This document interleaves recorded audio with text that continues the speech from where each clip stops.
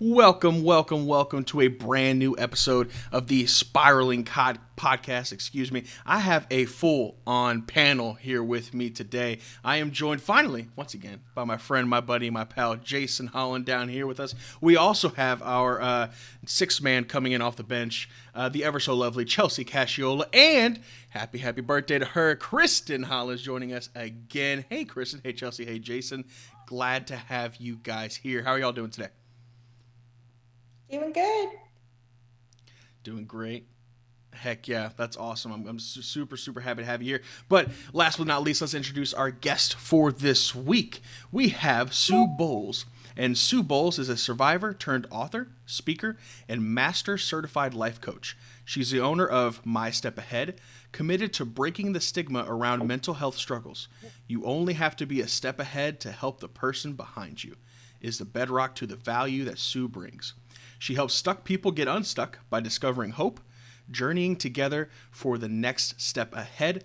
Whether she's speaking on a podcast, a stage, or one-on-one, Sue's enthusiasm is contagious, shining the light of hope wherever the listener needs, cheering them to see their dreams become present reality. Miss Bowles, Sue, how you doing? Glad to have you on the show. Thanks. I am well. I'm happy to be here. Thanks for having me.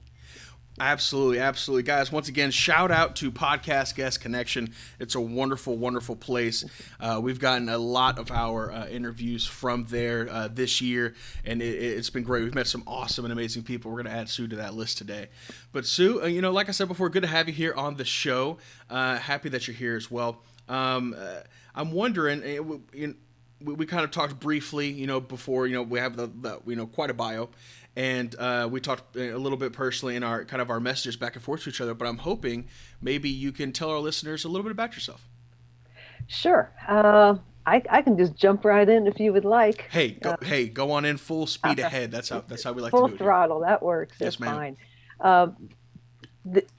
What you just shared probably capsulizes it best. And what I'll share in more detail as we get going here is where that word survivor comes in. I'm a childhood rape survivor. Everything started when I was 7 years old, and I didn't tell anybody until my senior year of college. So, and I'm sure we'll get into that. It really wasn't until, that was, okay, so senior year of college, I tell somebody, but I really didn't even start dealing with it until 2014. And now, 6 years ahead, now here I am helping other people. Absolutely love it. One of the privileges I've had in my life was being my mom's caregiver. Mom lived with me, and she has passed away in October. So, missing her, but still knowing the treasure of having had that time and developing a really treasured relationship with her. But just through all the different things I've experienced in my life, I'm to the point now where I want to continue to share my story in whatever aspect it takes, because if I don't share it, then I may not be able to help somebody. And it was hearing other people share their stories numerous times that helped me get to a place where I was ready to get some help too. So that's what I am all about now with life coaching, with speaking, with presenting, with whatever I have my hands in. It is all about helping somebody else. That's great to hear. I'm glad that you want to reach back and help some other people. That's a big part of I know my co-host Jason and his story. First, let me say I'm super sorry for your mom's passing. That's tough. I would not wish that pain on anybody. It has not been easy, but we're making our way. We're getting better with each day, so it's good. Yeah, time heals all wounds. It doesn't get any easier. Right. But time helps out a little bit. Yep. But so you mentioned survivor, and that's a key part of your story. And of course, obviously, we'll start with the big one, the childhood rape. And again, if I overstep any bounds, or you just tell me to hush, and I'll do it. But absolutely. But do you feel comfortable talking about that? I'm trying to be an open book about it. It's the only way I can help somebody. Gotcha. So what happened? Well, it happened after school one day. I was 7 years old. Back then it was safe to walk to school a mile away, and nobody thought anything about it. I was walking home from school, and a classmate named Bobby approached me and said he wanted to show me something in the woods that was just off the sidewalk that we were traveling by. And I followed him, and before I knew it, he was pinning me down and held me against my will for about 45 minutes. And unfortunately, it wasn't just one incident; it was a multiple rape. And his last words to me were, "Don't tell anybody." And he went out one side of the woods, and I left the other way when I heard my mom calling me, and that was my escape hatch. And my mom rescued me that day. And I'm finding myself a little emotional, Sure. and I will. I never say please forgive me for my emotions. I simply say please understand. There are many times I can tell the story and it's fine. There are other times I have a reaction like this, probably tying it into my mom. So again, just please understand. I understand. Having said that, um, I didn't tell anybody, and I didn't know the power those words were going to have over my life for so long. And when the way I describe it is when you start off track, the longer you're going off track, the further the distance. So I had that as a formative event in my life that became a secret. And I've learned a lot about myself in the process of all the work I've done to get to where I am now. And one thing I've learned is that because I didn't know what had happened and I didn't have the words, and that point in time, rape was not something that was discussed. It was not on the radar. No one knew to ask. I didn't know to tell. So nobody did anything wrong that day except Bobby. He bears full responsibility for everything on that day. So having said that, I didn't say anything. And again, no one knew to ask. So it just stayed within me.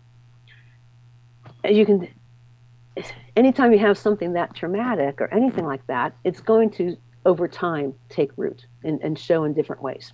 Yeah. And for me, I grew up in an alcoholic home. By the time I was a teenager and into college, my dad's alcoholism was pretty active.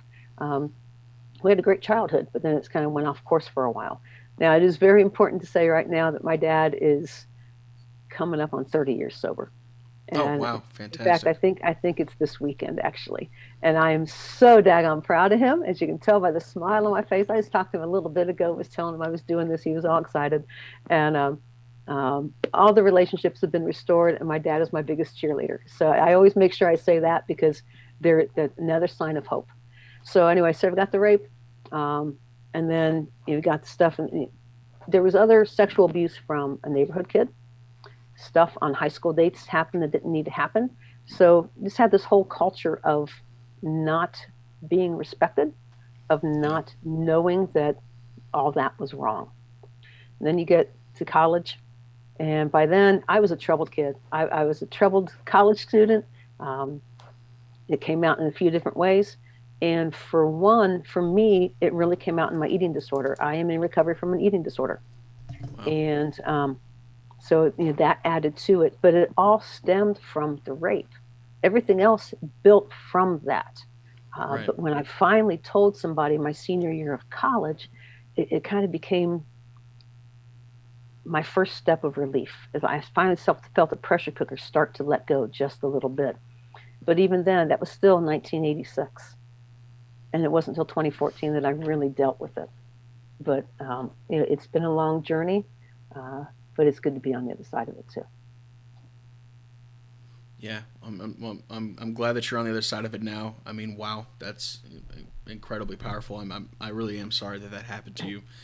No one deserves to be treated that way ever. There's no excuse. But well, happy for your dad. Happy 30th sobriety day. Chelsea actually just had her 10th anniversary. Congratulations. Recently. You understand. It's a lot of hard work. I do. It's an everyday ordeal. So I get, that is. I have so many questions for you. You are such a beautiful human being, and I'm a very emotional being. People that know me will tell you that I'm the biggest crybaby, but I just get more emotional about such amazing things that happen and seeing God work in other people's lives that I can't help it. And I think, thank you so much for your bravery of being willing to talk about, some really tough things, that it may help someone. As being in recovery myself, there were a lot of pieces of my story that I would shy away from, that I didn't want to talk about, until I learned that important factor, that even a small detail of my story could help someone else not feel alone or feel like there's hope. So thank you so much from the bottom of my heart, for doing that. Um, I guess my first question is, because I've worked in the treatment field for about 7 years before I went into the profession I'm in now. And so I did, unfortunately have a lot of my females specifically, but not uncommon for male clients as well, to be rape victims. So my first question is, especially at 7, that's such a developmental age. What kind of belief system did it kind of cultivate within yourself of what it allowed you to believe about yourself? Wow. I believed I was worthless. And I couldn't put those words to it for a long time. But I believed that I had no reason to be here, that I didn't matter, that people didn't care, that I was just to be used, and just, yeah, I felt like I was worthless. And it really wasn't until, again, 2014, and I know we'll come back to that because it's such a pivotal, that's where the story pivots. You can tell by the smile on my face. For sure. But 2014, up to that point in time, I was starting to implode. My eating disorder was taking root. We were really starting to deal with the rape for the first time, and at that time, I considered myself the holy exception. And what I mean by that was, I'm a Christian, and my faith is the most important part of my life. And the enemy had convinced me that everything in the Bible was good enough for everybody else but me. Mm-hmm. I was the holy exception. And, obviously I don't believe that anymore. But as I was working through all that, I realized it all stems from that I didn't matter, that what I said didn't matter, that I didn't have a voice, that nothing I say would make a difference, that my voice didn't deserve to be heard. Because what were the last words from Bobby? Don't tell anybody. And I think the other thing it told me and developed within me was that I was powerless over my life. Yeah. Well, I'll have you know, we're all believers here on this podcast today. It's something very important as for our foundation, but also our friendship. We have lots of conversations outside of just the foundation. And it's something extremely important. Jason's also in recovery, so that's something that he's coming up on his 3 years. Congratulations, Jason. That's awesome. My brother, who lives with me and had helped take care of Mom, is coming up on his 9 year next month. Awesome. So. I love that. Yeah. But I mean, it's an emotional thing. Like, every time I watch a baptism, I sob like a baby, whether I know someone's getting baptized that's actually getting baptized or not. Mm-hmm. I just can't help it. It's just this knowing that someone made that decision in their life to commit their life to Christ, mm-hmm. and to follow that path. It's just, once you've experienced that transformation in your heart, and that that's what other people are about to experience, it's just mm-hmm. very overwhelming. So to see that restoration and that redemption that Christ has brought into your life, I will apologize for getting emotional because I don't actually know you, but I've already been crying, so it's fine. Emotions are fine. No reason to apologize. You feel what you feel. You're right. And I'm grateful that I get to feel today, because there are a lot of days in my addiction that I moved that out. Uh-huh. Exactly. So I want to go back. So you talked about that first day with Bobby, and you talked about your mom kind of being your way out that day. And I just want to kind of point out the parallel of you kind of being her way out as she left this world, and how absolutely beautiful that is in your story. I just think that, you identifying and getting to be present with her towards the end, and getting to walk through that after you had kind of gone through your own transformation, back in 2014, this pivotal year in your life. I just think that's so incredible to identify that your mom played a part in kind of being your way out that day. Mm-hmm. And then it kind of full circling, to past the year. Yeah, and if I can interrupt you real quick, No, there, you're there good. was a time for a while there where, and again, um, there was a while where I blamed mom. I was mad at mom because of the reaction at that moment. It was not supportive. And it took a long time working it through to see it from her angle and to understand and forgive that she did the best she could. She didn't know what happened, so I can't expect her to understand because I didn't tell her, you know? And so that's a lot of what my counselor and I had to work through. There was a time, because of that, because I let all that get in the way, and I take ownership. It was on me. I spoke at her service, and I even said on there that there was a time where I would have said that mom and I were estranged. And that had to do with me and the work I needed to do. It had nothing to do with her. And I'm so very thankful that I did the hard work because the last years of her life have been such a treasure. I wouldn't trade it for the world. We've lived together since 1997. I have lived with my mom more than I have not in my entire life. And I was thinking about this after she passed, and I was like, and you're trying to figure out your way afterwards. Like, well, what do I do now? My identity's been wrapped up in being her caregiver. Who am I, and what do I do? And we're figuring that answer out. But with all that, because I did the work, I reaped the blessing.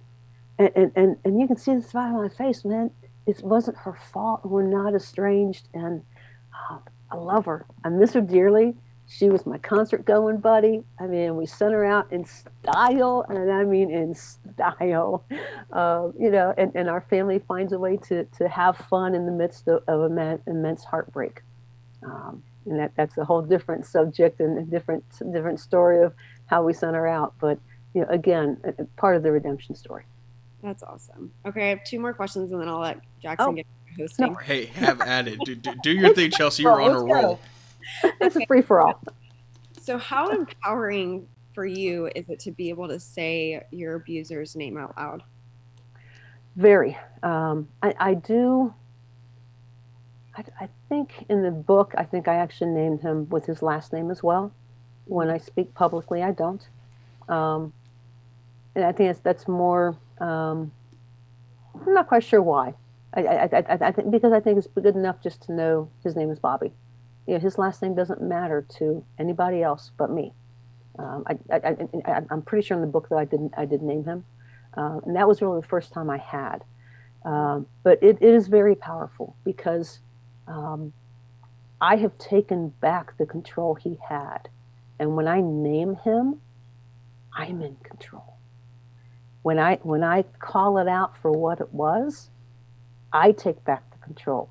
Every time I open my mouth and share any aspect of my story in whatever setting, I am taking back the control he tried to take when he told me don't tell anybody. That's awesome. I love that. Okay, last question for now. What was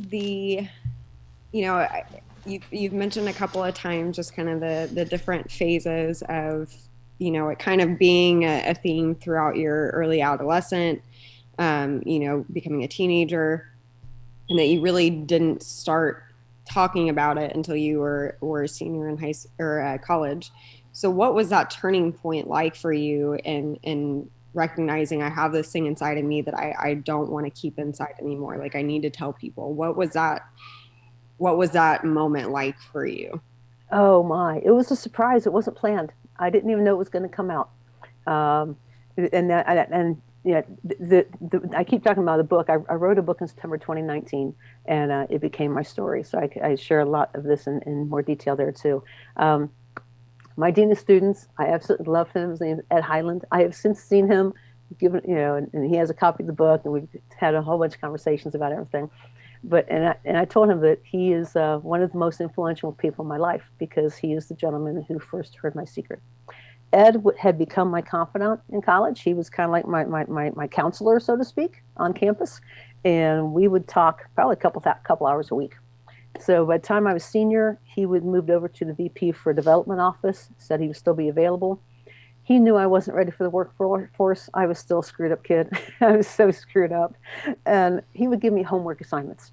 So, and then we'd get back next week and next time, and we'd go over them. And he'd given me this homework to talk about something what I want to do versus what I was thinking. It was just some kind of comparison thing. We were going over that. He asked me a question. I can't tell you today what the question was. Don't even remember.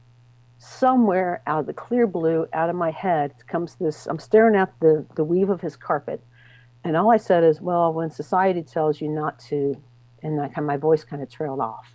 That's all I said. And he just looked at me and said, "Sue, did your parents hurt you?" And I said, "No, not them." And he said, "Somebody else?" "Yeah." "What happened?" I didn't know it was going to come out. It was not on my mind. It was just time for it to birth itself. And, obviously I'm crying a little bit. I don't even remember how exactly I told him. And, he said, he did comment saying he wished he had known sooner, that it answered a lot of questions. I'm sure it did. And I remember walking back from his office back to the student union, and I felt like I had a scarlet letter on my forehead, like everybody knew. And then I asked him he had asked if I had told my counselor, because there was somebody in town I was seeing at the counseling center. And I said, no. And he said, "I think you need to." So I was thinking about it. I had an appointment there the next week, and I called Ed a day or two later, asked if he would go with me. And he agreed to go with me. And even then I was shadow boxing with Evan, the counselor there. And Ed called me on the carpet about it, and I finally told my story then too. But when it first came out, I didn't know what came out. Certainly didn't know it was going to come out, and I don't even know why it came out. It wasn't related to what we were talking about, but it was time. That's the bottom line. It was time. All the questions I have for right now, Jackson. Okay. No, you were good. I think you asked some amazing questions and questions that, frankly, I didn't even think of. So I'm super happy to have you here, Chelsea, and to ask all of those. They were very, very powerful. I also want to make sure that in case Jason or Kristen, if they have anything that they want to chime in with, I didn't want to just take on over with anything. Yeah. Please. I have a couple questions. Sure. First of all, I'm just in amazement. For somebody to have the strength and bravery like you have is an amazing thing to witness in a person. And thank you for coming on and sharing your story with us. It's amazing. And I loved what you said about not asking for an apology or forgiveness when you're emotional. Just being able to say, like, please understand. I've never heard that before, but oh my gosh, that's so impactful. And I just loved that. So I guess my question is, at what part in your journey did your faith come into your life, I guess? Was that part of, when you first told your story? You know what, as I think about that, as you asked me that question, there might be a correlation that I never made until the second. I came to Christ May 31st, 1985, the summer before my senior year of college. And it was, I told Ed about maybe a couple months before graduation. So maybe there is some kind of correlation there of just the Holy Spirit saying, okay, you're mine, so we're going to get to work. I may not have realized it then. I can tell you it's been the driving force behind everything now. I can tell you that part of being a survivor is that I've been suicidal twice. I dabbled in cutting at one point in time when we were first dealing with everything with my counselor. And my parents divorced after 34 years of marriage, so we had that mixed in on top of everything. And my brother had a drunk driving accident. He spent 18 months in prison back in 2013 to 2014. So we have, there's all kinds of stuff going on.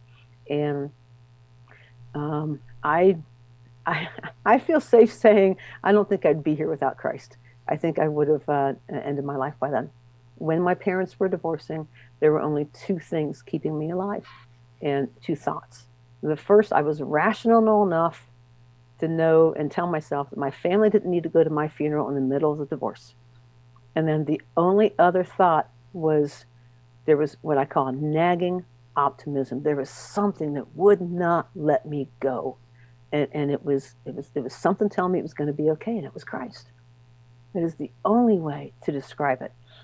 He has used a lot of people in the process. Certainly Ed, when I didn't even know. I worked at a sports camp called Kanakuk Sports Camp out in Missouri, and through that met a number of friends who happen to be Christian musicians. One of them in particular has had a very pivotal role in my life, and that was Billy Sprague. Again, the story I talk, and when I speak, I share the story too. And we were on a ski discipleship trip, and it was right when Mom and Dad were divorcing. Billy's fiance had been killed a few years prior on a way to surprise him at a concert, and he found out right before he went on stage.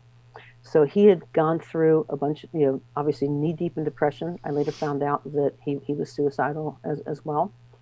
And we had lost contact. We reconnected on the ski trip. And I told him, I said, I need to learn from something you've gone through.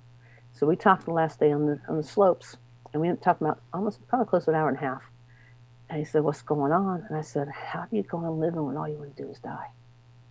And, he's like, well, what's going on? And we talked. And he shared, he said a lot of things, but the one thing that really stuck with me was a story he shared that when he was going through it, he had a friend that challenged him to watch his shoes. And he was in the airport a lot, traveling the gigs, and he'd watch his shoes. And every step, tell himself, I'm one step closer. I made another step. I can do this. I'm going to get there. And at the end, he said, that's all I know to tell you, Sue, step by step. And that has stuck with me. That's actually where my business name, My Step Ahead, came from, or one of the places my name came from. And it's also, why the Rich Mullins song Step by Step is so precious to me. So he had me watch my shoes on the way down the ski slope, my boots. And I told him, I said, I'm watching my shoes. And I'm like, the first thought that went through my mind was, it is a long journey and I'm not going to make it. And here I am, literally 30 years later, and now I'm sharing the same story with others. None of that would have been possible. None of that would have been possible. My counselor is a Christian. And, when I wanted to quit, we could have some spiritual discussions on things. And my personal driving force became a mantra, whatever word you want to call it, was a meaningful level of tolerable existence was no longer an option. And every time I wanted to quit, that's what I kept telling myself. And even when we were talking about, she was like, there's one point in time I was ready to pull the plug. She's like, give me one more session.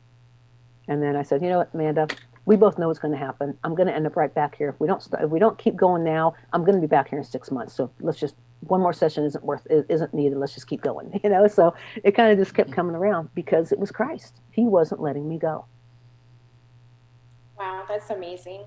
I love and I love analogies anyway, but I think it's especially meaningful for someone when they're going through a difficult time. It's hard to think outside of your head and try to grasp control of your emotions and your feelings and, tell yourself, okay, cut it out. But when you use an analogy, like look at your feet and you're going one step further.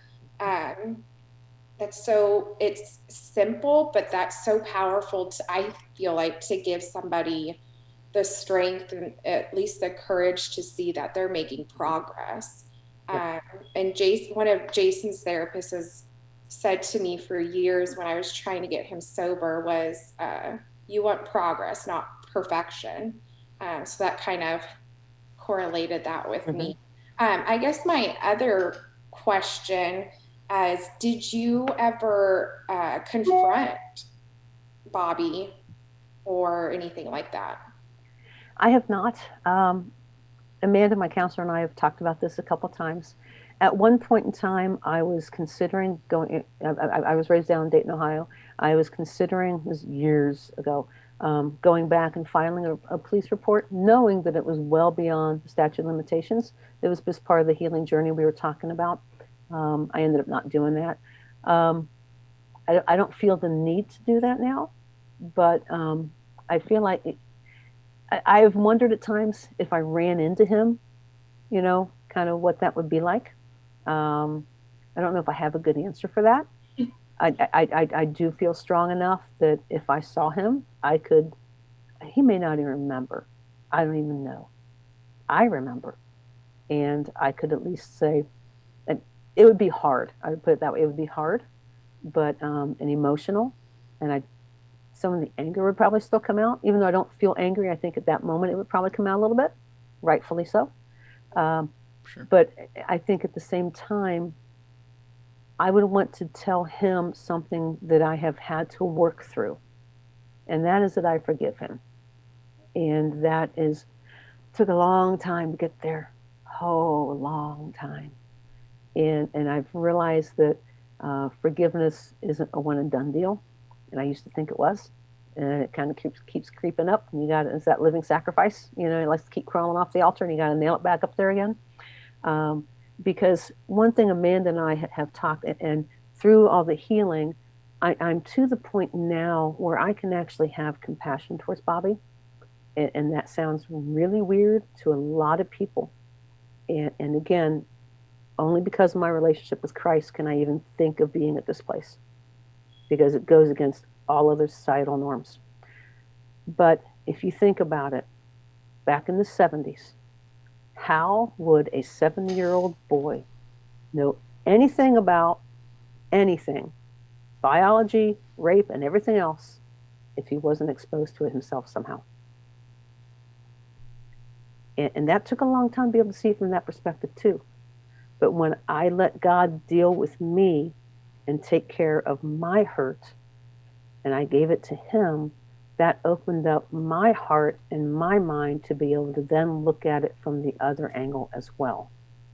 It doesn't change anything that happened. It doesn't change it, never will.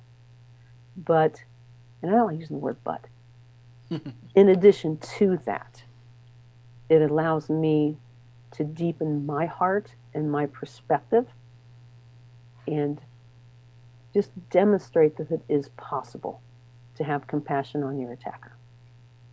Doesn't mean you let him off the hook. Doesn't mean that you act as if it never happened. Doesn't mean it wasn't wrong. Everything was dead wrong that day.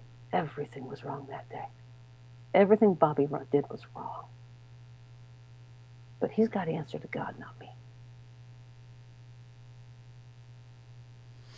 Yeah, wow. I mean, I think all of that is, I mean, you said it, Kristen. It's just amazingly powerful. What a story. Jason, I want to kick it on over to you for a sec, in case you might have any questions or anything that you'd like to discuss.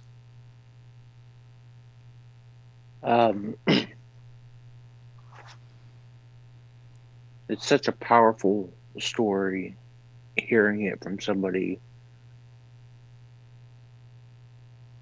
that I had a similar experience with my childhood and growing up, and except I took a different path of acting out and getting in trouble and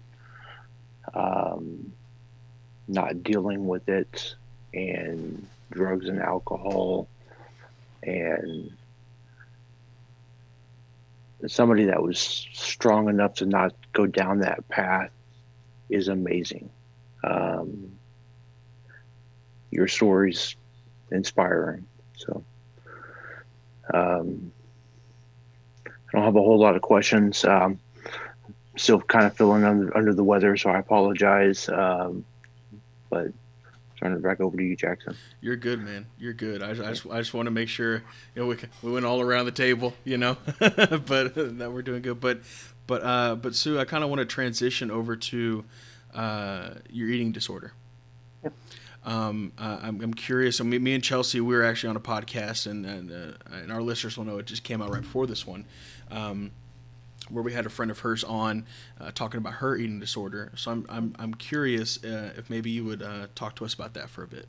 Sure. And actually, I was going to jump in at Jason. Please, I appreciate your comments. I may not have gone down a path of alcohol or drugs. It doesn't mean I didn't numb out. And actually, it's a perfect segue because my eating disorder is how I numbed out. That is my addiction. An eating disorder is an addiction. It just comes out in a different way. So I am in recovery. It has not been an easy process, but here I am, and I'm doing all right. Just met my dietitian last night, actually. So in terms of the eating, and I've only been in recovery 4 years with that. April will be 5. I'm sorry, July will be 5. So about the eating disorder, I have and I appreciate you asking that because I got into the whole speaking thing as an eating disorder awareness advocate. Okay. And then it has morphed into a mental health, speaker, and just all kinds of stuff. My eating disorder it has a new name. It's called OSFED, and it stands for Other Specified Feeding and Eating Disorder. And a lot of people think that there's like 3 eating disorders: anorexia, bulimia, and overeating, or binge eating. And there are a multitude of eating disorders. The one I have basically means that I don't fit all the diagnostic criteria for anorexia or bulimia. I have anorexic tendencies, but the diagnostic criteria of body weight and all these other things that the DSM lines out, I don't fall into those categories. So OSFA is kind of one of the catch-alls. How that came into play for me, it started in college, and I talked about how screwed up I was. This is where it kind of was all starting to come to head. And I was an angry girl, and it's actually interesting because when I was in 8th grade, how you sign your little class yearbook and everything, and class pictures. Yeah. There's still a girl named Monica Huesman, and she signed my book, and she signed it to the girl who's always mad. And I did not know how insightful that was going to be, and I probably still have it somewhere. So, and I think of that because it shows me a good comparison from there to now. And then a lot of stuff was showing that I didn't know about. So then you add in high school, and then you get to college, which is already a hotbed of stress. And my eating disorder happened because I started feeling uncomfortable. For me, I went to Defiance College, which is in Northwest Ohio. Small college, 800 to 1,000 people, a few blocks wide, residential. And I was over involved. One of the ways that I numbed out was through activity. And you name it, I was involved in it. Was it senior year? Junior year. I coordinated 3 major campus events. I did homecoming, I did the winter formal, and then I did an 18-hour dance-a-thon. And I was running all 3 of them, while taking a full load, if not overload, of classes and being in so many other activities. So I was not a poster child of taking care of yourself. And I don't recommend it to anybody. So, yeah. And because I would start my homework at 10 o'clock at night till 2 o'clock in the morning, get up at 6, be first in line for breakfast at 7:15, take my classes, be done at 2. And I worked 2 campus jobs. So I was working 20 hours a week. And then do my activities. So I don't recommend it to anybody. All that to say that that's how the numbing started. And when I speak, the way I phrase it is kind of like a little formula. If I stayed busy, I didn't have to think. And if I didn't have to think, I didn't have to feel. And if I didn't have to feel, I didn't have to deal with my stuff, because my stuff hurt and I didn't want to deal with it. So that's kind of how it all started. The eating came into play because on campus there was one dining hall. And there were certain windows for the meals. If you missed that window, you missed the meal. So like I said, I'd be there eating. But I didn't have a lot of friends. I was involved in a lot, but I didn't have a lot of connections. So I would eat by myself a lot. And over time, the paranoia just started taking over. Because again, what I said earlier, if you start off track, the longer you go, the further off track you get. Yeah. So my brain wasn't thinking right after the rape. And it's rewiring itself to help me cope and learning to shut down. So then I'm further and further and further and further off guard, or off track. So by the time I get to college, I'm not thinking right. And then I've got all this other stuff going on. So my brain was just really screwed up. So I remember being in dining hall, and while I may have enjoyed another serving and I was hungry, to me, admitting that I was hungry meant admitting a need. And because I had lived with a mask for so long that Sue has it all together and Sue is the strong one and Sue doesn't have any needs, God forbid somebody see me go up for another plate of food, because then Sue was going to be found out. And Sue didn't want to be found out. So instead, I learned to shut off my hunger. I dumped my tray, and I got out of Dodge. And then I learned to snack in between to curb my hunger. So that's kind of how it all started. And I didn't call it, I always called it odd eating behaviors or anorexic tendencies, but I never really called it an eating disorder until, really until, it would have been 2005. That's 2008. How it all started was, I'd been in and out of counseling for a while, and then it seemed like everything was fine, so I was out for a while, number of years. And then 2005, a friend of mine passed away from stage 4 breast cancer. And some of my red flags that would come up kind of started coming up again. And one big one for me is I open the refrigerator door and I get overwhelmed because there's too many choices or whatever. And I can't, so I shut the door. I'm like, I just shut off my hunger. I can't deal with this. I'll snack. Yeah. And that was coming up a lot. So I kind of been through it, again, the tendencies and everything was fine. So I started noticing tendencies again. So I mentioned it to my pastor. He gave me the name of Amanda. He met Amanda because after his wife died, 2 of his girls developed eating disorders and had to go to residential treatment out in Arizona. So he gave me Amanda's name. And even then, I was in denial about it. I might have called it, oh yeah, I got an eating disorder, or she's an eating disorder specialist. But I still wasn't really buying that I had an eating disorder. It was still, I wasn't buying into the depth of it and the severity of it. And for a number of years, Amanda said, Amanda, as we talked about since, she said, we had to get me stronger in the present so we could deal with the past. Because I had boundary issues like crazy. Because again, my voice didn't matter. I had nothing to offer. I didn't matter. So all that was still coming into play as recent as, 10, 12 years ago.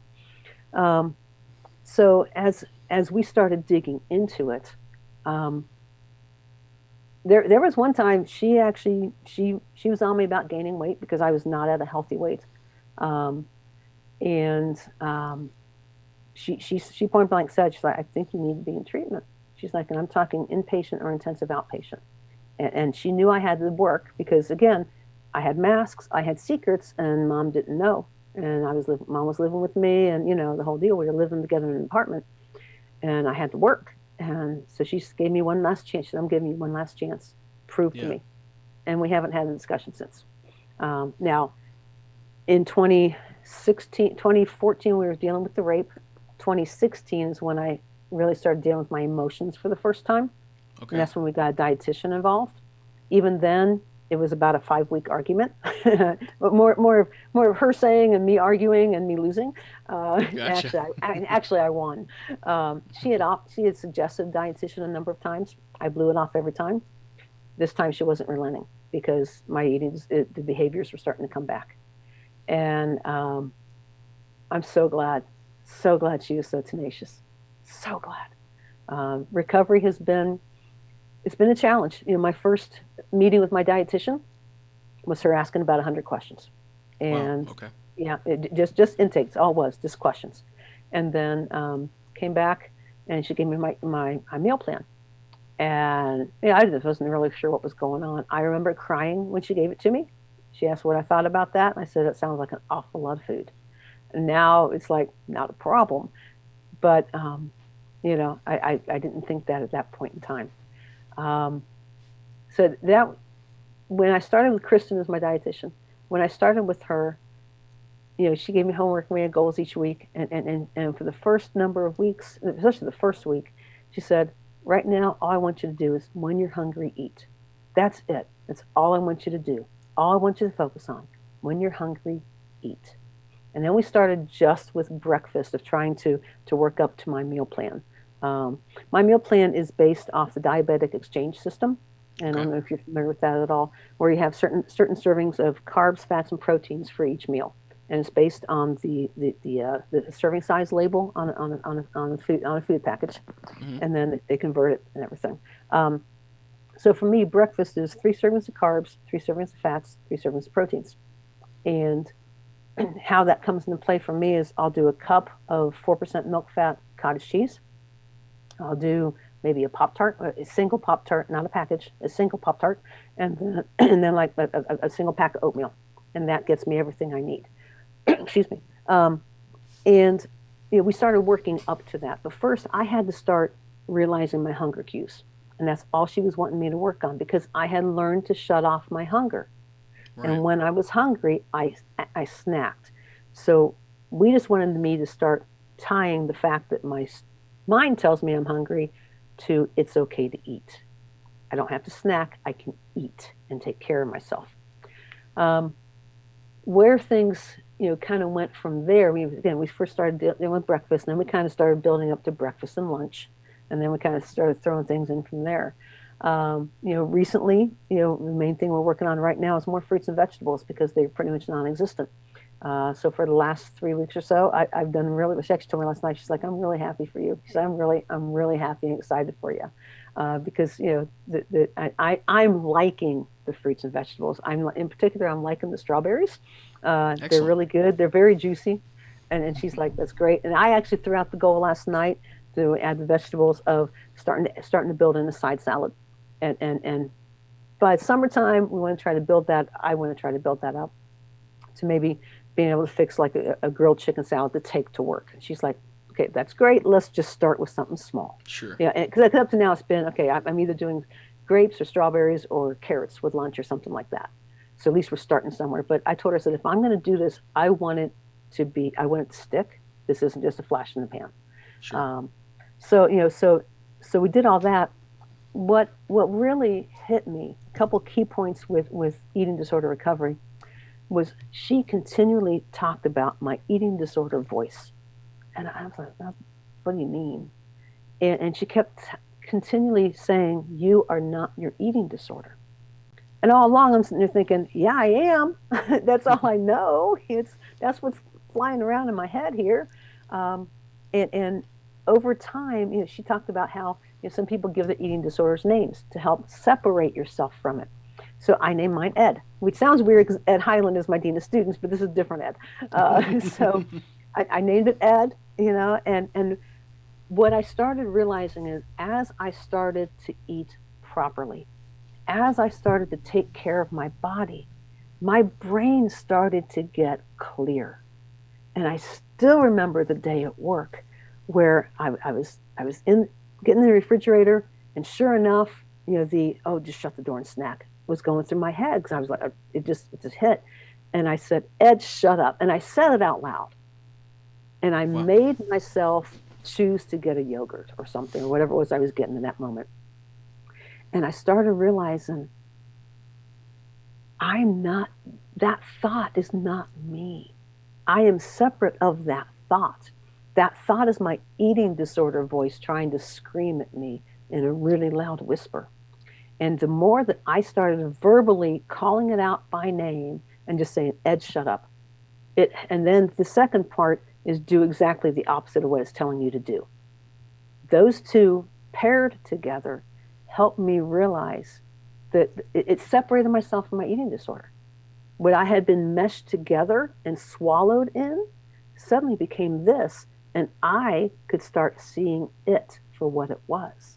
And then I could start making better decisions about it. And it doesn't mean it doesn't come back and whisper now. This last week I was struggling one day, and of course I really had to fight through, but I did. But what I've learned since is that, and when I speak, I tell people, I said, I'm going to get on a soapbox here for a minute, because I don't buy into this low carb, no carb crap. And like I said, I'm going to be very, very, very, very blunt in my language here, because carbs are the only thing that give your brain energy. So when I speak, I say, why on God's green earth would we deny our bodies the functioning the way it was designed to? Fats are the only thing that will give you the sensation of feeling full, and they also protect your vital organs. Everybody needs a certain degree of fat. And then protein is the one thing that rebuilds your muscle and rebuilds your strength. So if the body is designed to need all three of those in balance, moderation is key if you want to use that. If the body is designed to need those, why do we think we can deny it and still function? Right. So and that's toned down soapbox, but that's one of the points that anytime I speak, I bring, and people are like, I didn't know that. Neither did I. But now that I know, I have an obligation and responsibility to share that respectfully with others as appropriate. Wow. Yeah, that's that makes perfect sense. Why would you just if we're designed to be a certain way, and designed to take in a certain amount of each thing, then there's no way we can cope without not a certain amount of one ingredient. Right. But Chelsea, I saw your cue getting ready for that. What's up, Chelsea? What's going on? Okay, first off, that was just me rearranging because I had a very bad fall a couple weeks ago where I bruised probably about 50% of my body. Oh. I'm no longer 15. I am almost 30. I did not remember that. Wow. It was pretty fun. So I'm not too terribly sorry about it. I was trying to slide down a snowy hill on a yoga mat standing up. Oh, standing up. Ouch. Yeah. Thank goodness I got it on video. Oh, wow. Landed directly on my tailbone. Probably the only reason I didn't break my neck. So I'm grateful for that. It's been a painful recovery, but I can't sit still for very long. But I do have more questions, obviously. Sure. Always. So I'm curious, you talked about being a life coach. That was kind of brought in the beginning with the bio, and you've kind of intermittently spoken about it.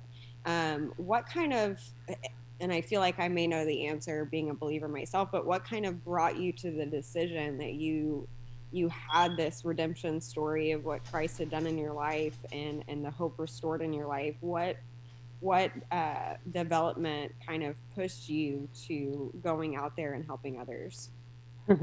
That kind of gets to the whole retreat story, because it all ties together at the end. Because you have a really good feel of what my life was like and how screwed up my head was and how desperate I was. That's the bottom line. I was desperate. And I was desperate for love, and I didn't know where to find it. Desperate to be accepted. Desperate to know that it was okay to not be okay. Because it was screaming inside me, and I was still shutting it off because I didn't believe it. It's what I wanted, and I didn't know where to find it.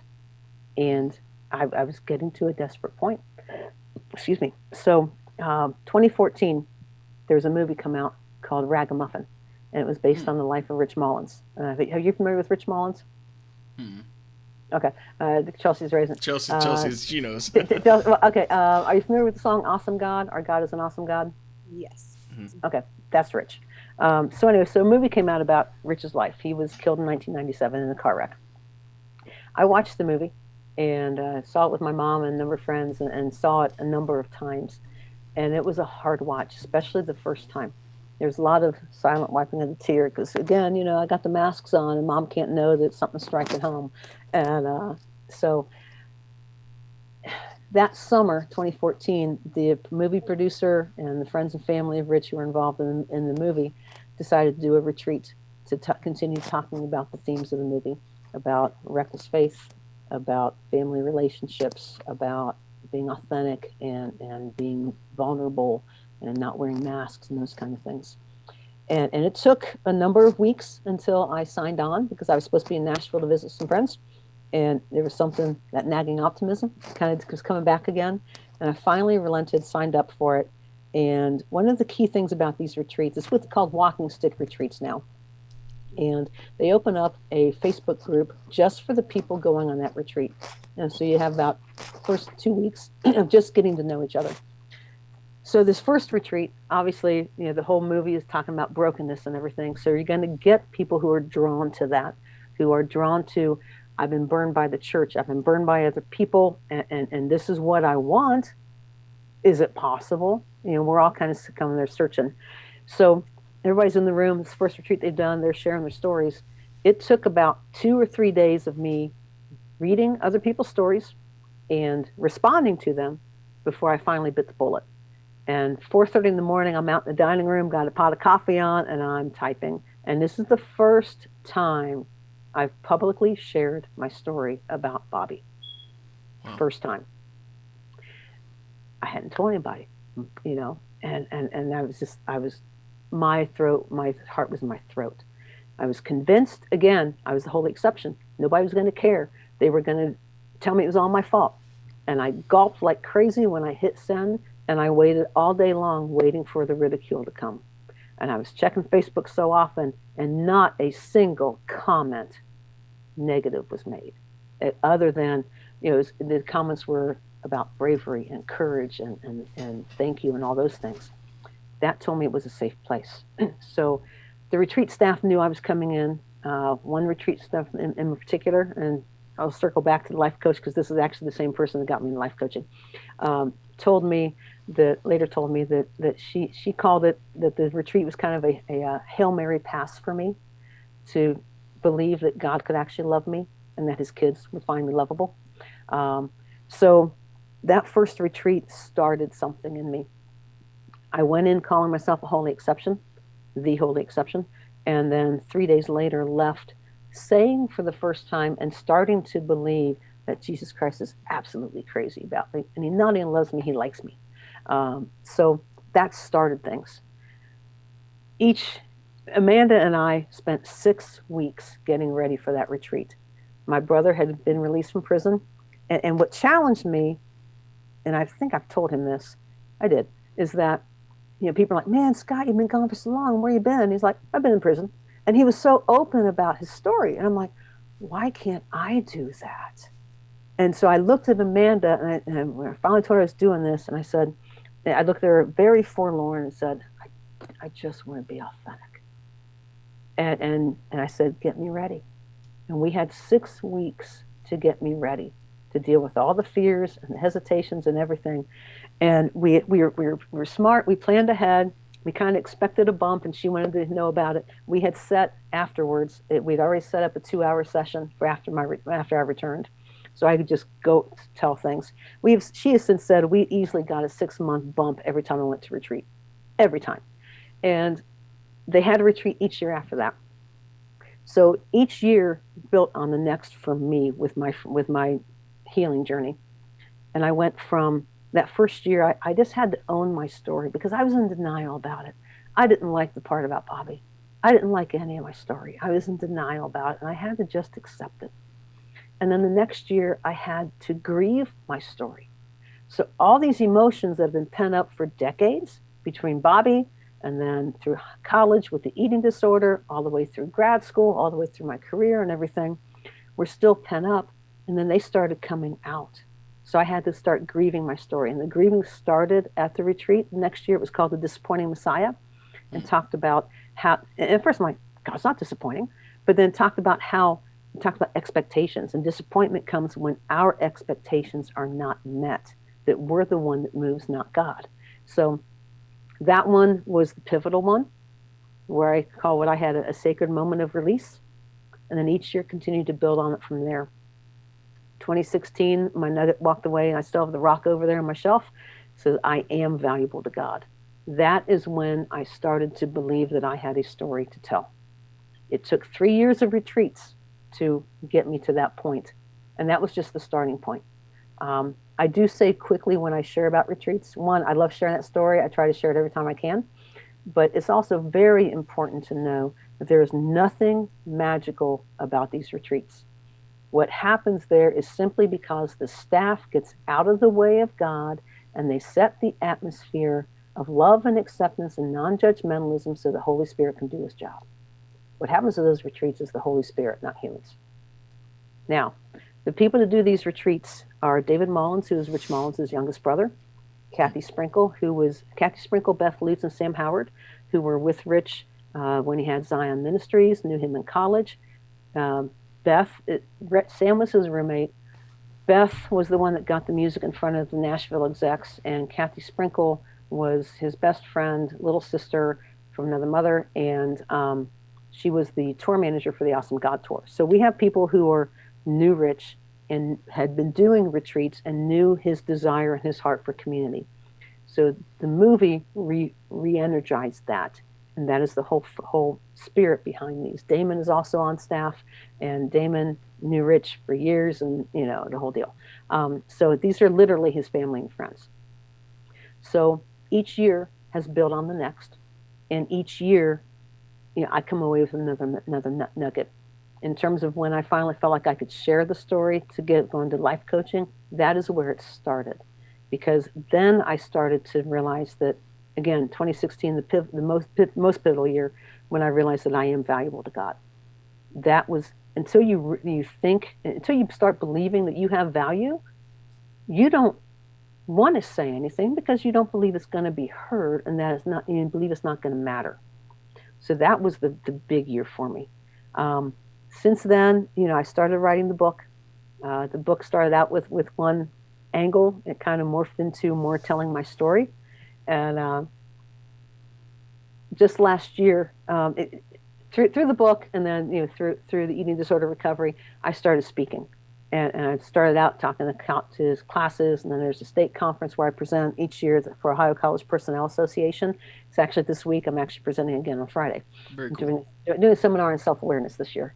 And so with that, as I started speaking more and the book came out, Sprinkle contacted me last year and said, "Have you thought about going to life coaching?" She said, "It seems kind of where you're going." I said, "Nope. What is it?" and if anything, I kind of had a negative opinion, kind of thinking that sounds kind of snake oilish, because I come from a counseling therapy angle. And, so I just really wasn't sure until I started doing the research. And then, talking with Sprinkle about it and talking with Amanda about it and kind of, working through my questions and my hesitations and everything. And a lot of it was just praying about it. And the more I prayed and researched and thought about it and talked about it, it just became a compulsion. You know how it is when God's got something on your heart, you cannot run from it. So I found a program last year where it's a 3-day intensive program called Certified Life Coach Institute. They do 3 days online, in person, practicums, the whole deal. It is ICF, which is International Coach Federation accredited. So it's a global accreditation, which is one, if I was going to do it, I was going to do it high level. So I became a certified life coach last April. And then last August, I took their master life coach certification, which is level 2. And, I opened up a coaching business last year. It's off and running. I've got 4 clients, so I'm excited about that. And it's fun, but what I enjoy most is watching the life change in people. And you guys can relate to this. When you're in the groove God has for you, you just feel it, and it's not work, and there's a joy to it, and there's just I want to learn more so I can help other people more, and that's the groove. It's the groove it has become for me. It kind of all ties together with the coaching and the speaking and the writing, but it's all because of what God did in me all throughout my entire story, but especially 2014 to 2020 through those retreats. I look back now, it's only been 6 years. If you had told me in 2014 I'd be doing this, I would have laughed you off the face of the earth, because I didn't matter, because my voice didn't deserve to be heard, because I had nothing to offer. And those were all lies straight from the pit. And it was simply the love of God's kids that let the Holy Spirit permeate my walls. Behind my shoulder, you'll see a quote from Rich Mullins hanging on my wall. And it says, "It's not going to matter if you have a few scars. It'll matter if you didn't live." And what I talk about and I share when I speak and write and whatever is the story, the power of scars. A lot of us try to hide our scars. Chelsea, if you fell and cut yourself, on your trip recently, you might be holding that. "Oh, I don't want that reminder. I don't want somebody asking what happened. I don't have to tell the story again." But if you think about it, a scar is a sign of hope. All of us are wounded. All of us have wounds. And at some point in time, they bleed. It might be just a scraped knee where it's not real, it's just kind of superficial. It might be a little deeper where you need a Band-Aid. It might be a gash where you need some stitches. And it might be something even worse than that. But all of us have wounds. And when that wound heals, it becomes a scar. A scar is a sign of hope for healing. So the book is my healing journey. It talks about going from woundedness through the healing journey to having scars and being able to talk about them. It's been a process. And when I speak, I tell people, there's no way around the healing mountain. You have to go through it.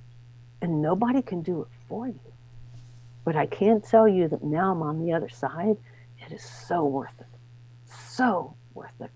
And coaching allows me the privilege of walking through that mountain with somebody else.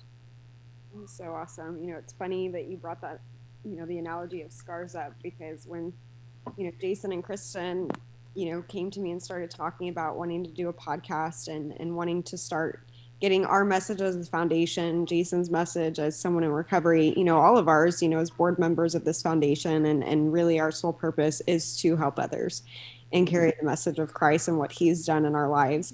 And we were talking about music for the intro. And it actually started because I one day sent Kristen a song, and I said, I feel like this is you and Jason's song together. And it's by a Christian band called I Am They. And it ended up becoming our intro song to the podcast shows. And the lyric says, so I'm thankful for the scars, because without them, I wouldn't know your heart. And I know they'll always tell us of who you are. So I'm forever thankful for the scars. And it's, Jason and I talk about it all the time, of what the past, there's a saying in recovery, we don't shut the past nor, shut the door on the past, because we want to remember that it's there. It's made us who we are. It's not, it doesn't define us. It's not our makeup of who we are, but it definitely has developed us into who we are today. Right. And, those scars remind us of that. They're a badge of honor, for me.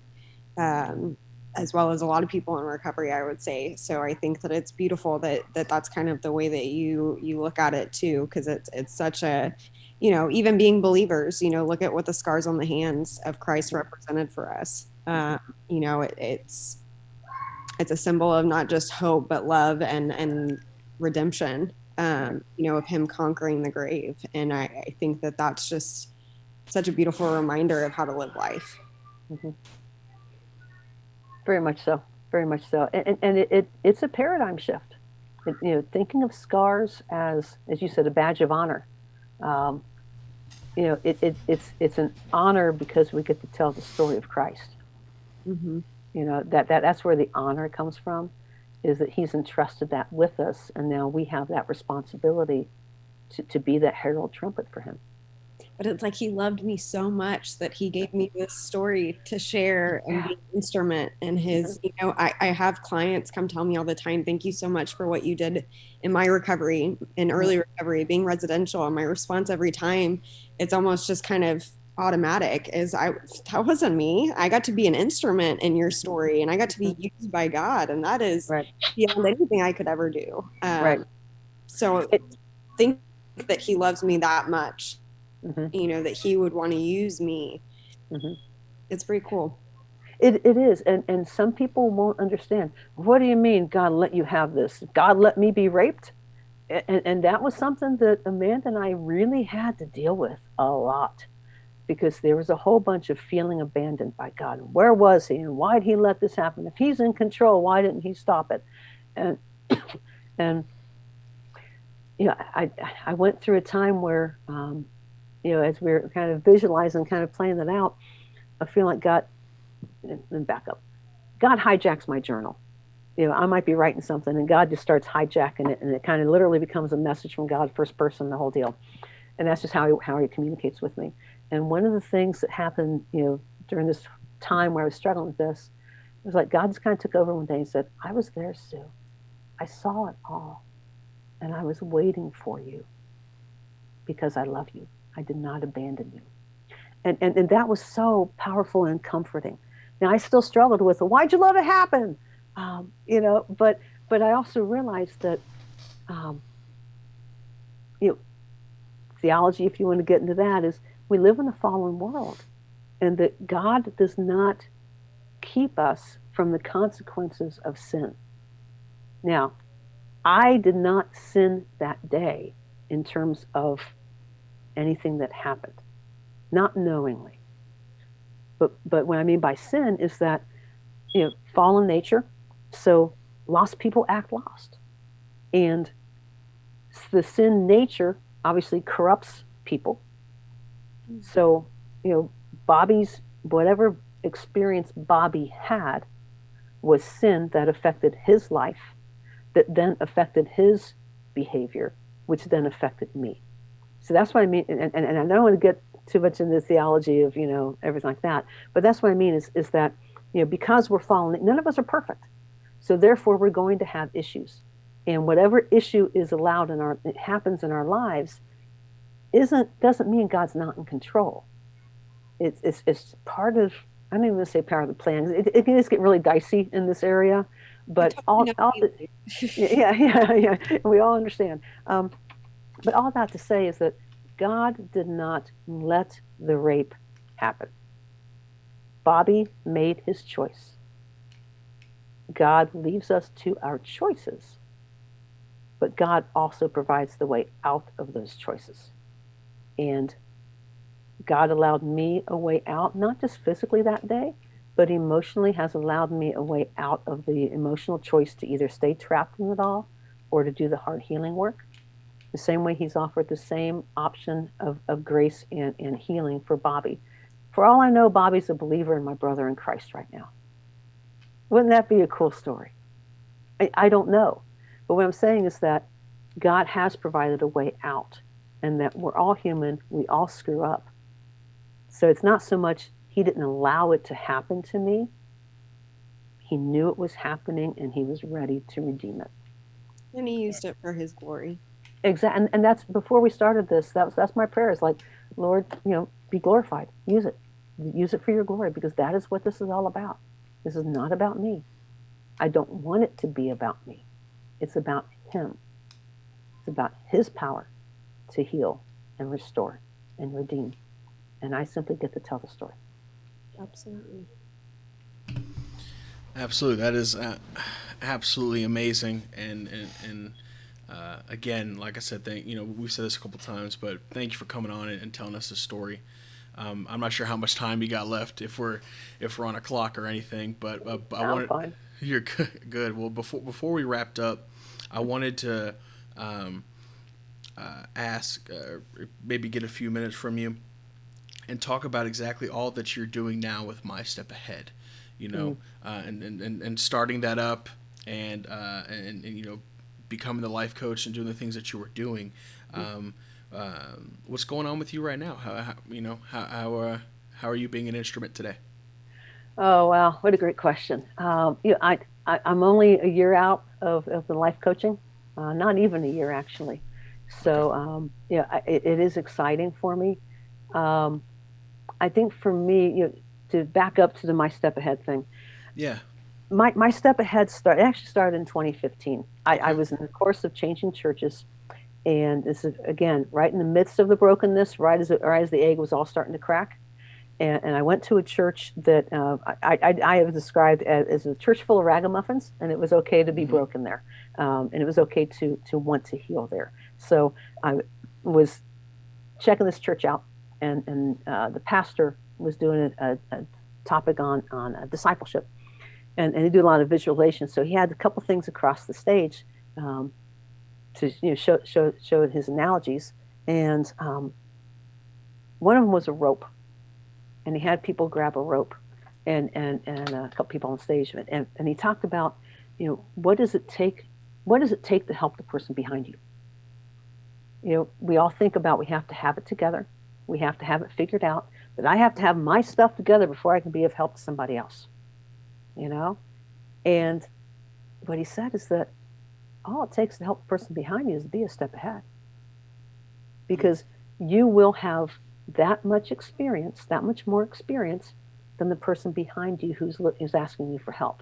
And he had people kind of come up on stage and grab the rope at different points.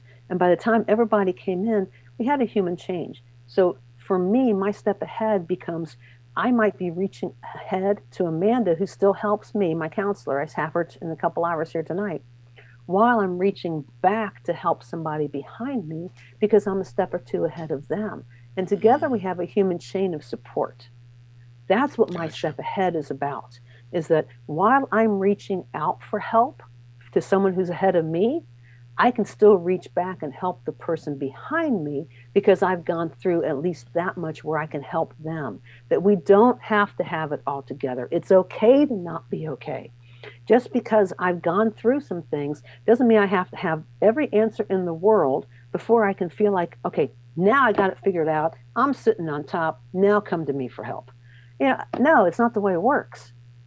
I have experiences in my life that I wish would never happen to anybody else.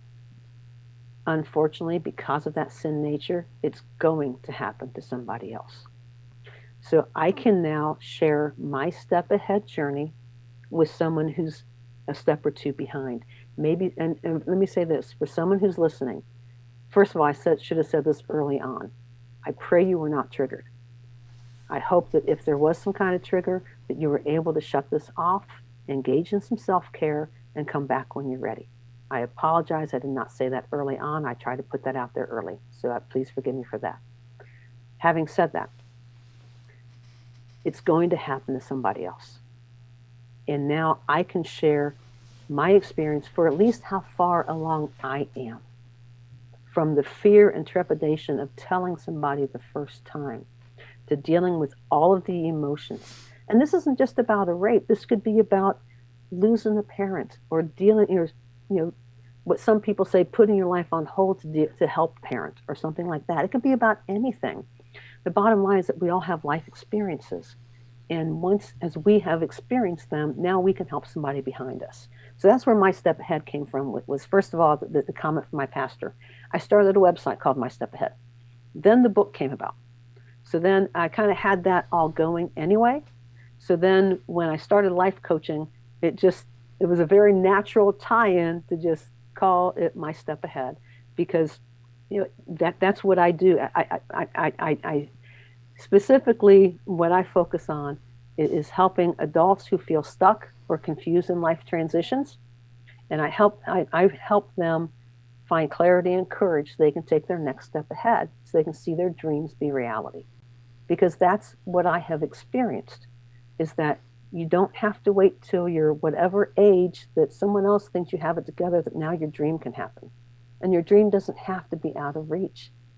Like I said, if you told me in 2014 I'd be doing this, I'd laugh you off the face of the earth. And now I am living my dream. It is possible. So that's what My Step Ahead is about, is just helping stuck people get unstuck. I call myself a hope coach, because nothing happens if you don't have hope. And when you're stuck, you tend to not have a lot of hope. So as we start digging in a little bit and seeing some movement, suddenly that hope comes up, and they're like, okay, I can do this. Let's keep going. This is great. So that's great. We got this. I love that analogy of a rope. I think that works amazingly well in people's minds. Just because if I'm stretched out and I'm holding this rope, just because I don't have it all together right now doesn't mean I can't reach out, like you said, have somebody, ask somebody who's a step ahead of me for help, and at the same time kind of reach back. I think that works really well and resonates with me a lot. Anyway, Chelsea or Kristen, do you guys have anything else that this is y'all show? Y'all were just kind of on a roll. I was just letting you rock. So let's just checking with you at the end here. I'm sure I have a million more questions. I'm gonna find you on Facebook, and we're gonna have all conversations. But I really appreciate, like I said in the beginning, just 5 minutes in, I really appreciate you coming on and sharing your story, not only with us, but continuing to do so, and being an instrument and using it for God's glory. I think it's beautiful, and I love when I get to be a part of witnessing what God's done in other people's lives. And then see them use that and, be a part of the solution of hope and redirecting people back to Him. And I think that what you're doing is just so brave and amazing, and I absolutely believe that God's going to continue to bless that. I hope so. And I have to say, and actually, let me. Yeah, this is the book. It's called "This Much I Know: The Space Between." Love it. And the concept behind it is this much I know. The first half is my story, because the one thing all of us have is our story. This much I know. This much I know, and no one can take it from us. And then the space between is that healing journey of going from wounds to healing to scars. So that's kind of what ended up coming out. It actually won second place nonfiction last November at the Faith and Fellowship Book Festival in Ohio. So that was exciting and encouraging. Cool. Yeah, I was kind of surprised. It was kind of exciting for me. And then I am working on book number 2 now. It's going to be the second in the This Much I Know series, and this one's going to be called This Much I Know: It's Okay to Not Be Okay. So, all that to say, I appreciate what you said. What I wanted to say is that, and it just escaped me. Just that with the courage, one of the things I talk about in the book is one of the things that really helped me start having that courage, building on on that bedrock that I am valuable to God, was Simone Biles. And if you want to have a domino effect of the power of sharing your story, when she came out and shared her story, that really challenged me. And on My Step Ahead, I've got I had a bunch of blogs, and when that came out, I wrote a whole blog post about it, and that's where I started sharing my story more publicly, because okay, if she can, I need to. So just another example of the domino of the power of sharing your story. I love that. And of course, guys, we're going to have links to everything from Sue. We're going to have a link to her website. We're going to have a link to her book and all of that down in the description below. And Sue, I think we could talk for hours. We can go for 4, 5, 6, 7. If we put on a pot of coffee, let's sit around the campfire. If we really wanted to, I think we could. We could have a little. We could have a little fireside chat next time. I think we'll definitely have to have you back again if you would. I'd love to. Be so gracious to gracious with your presence. I think that'd be awesome. Because again, I think we could dive really deep into this and go for hours and hours. But I do know I'm up for it. Yeah, absolutely. I know we kind of have to wrap it all up, but before we go, Sue, where can everybody find you? I know you got the stuff with the book going on. You're writing book number 2, but go ahead and plug anything for the show. Well, they'll have the link to the book. It's on Amazon and Kindle. There's 2 different websites. There's My Step Ahead. That's more of the encouragement website. Mm-hmm. And then SueBowles.com is more for the coaching and the speaking and that kind of thing. There's My Step Ahead is on Instagram, Twitter, and Facebook for social media. And there's also Facebook for Sue Bowles Coaching. So I've got a number of different ways you can find me. I would love to hear from you. If I can throw out a couple things here real quick. On the website, if you go to SueBowles.com/offer, there's a PDF I have. There's little like self-care. I've got a few different ones I rotate through. But if you would like this a PDF, and just like some personal development, if you want to use that word, but anywhere from, like I said, I've got a number of different ones I have going on. Anyway, if you like that, you can just go to the website, send me your email. I'll send that out to you. And then also, if there's something coaching-wise that I could help with, or that you had some questions, or you're not sure what's going on, I also offer a 15-minute free consultation. So you can also go to SueBowles.com, send me an email, we can get that scheduled and everything. The other thing is that with the walking stick retreats, that's open to anybody. And this open invitation, I would love for people to come. Like I said, there's nothing magical.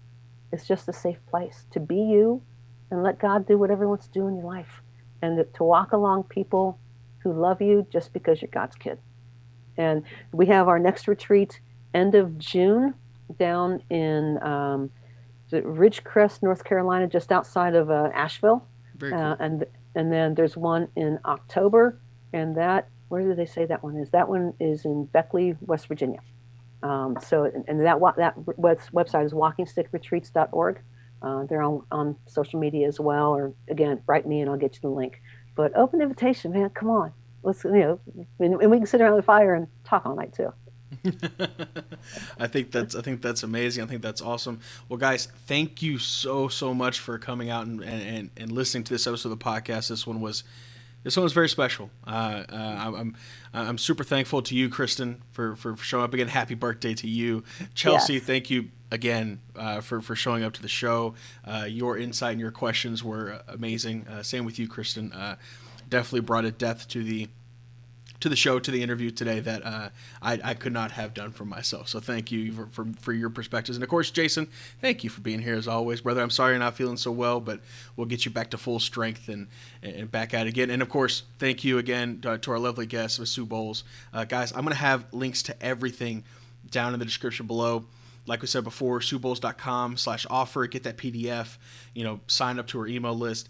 MyStepAhead.com. We're going to have a link to her book. It's all going to be down there in the description below. So please go check that out. This is not going to be the last time that Sue will be here. I'm sure we'll have a revisit at some point. But That'd be great. yeah, that would be awesome. But guys, thank you again from all of us here. You can find us where all podcasts can be heard: Apple, Spotify, Google, Anchor, everywhere. We're over on YouTube. Just look up Spiraling Podcast and type it in the search bar, and we'll be the first one to come right up. So I hope you guys all have a wonderful rest of your day, and we'll see you on the next one.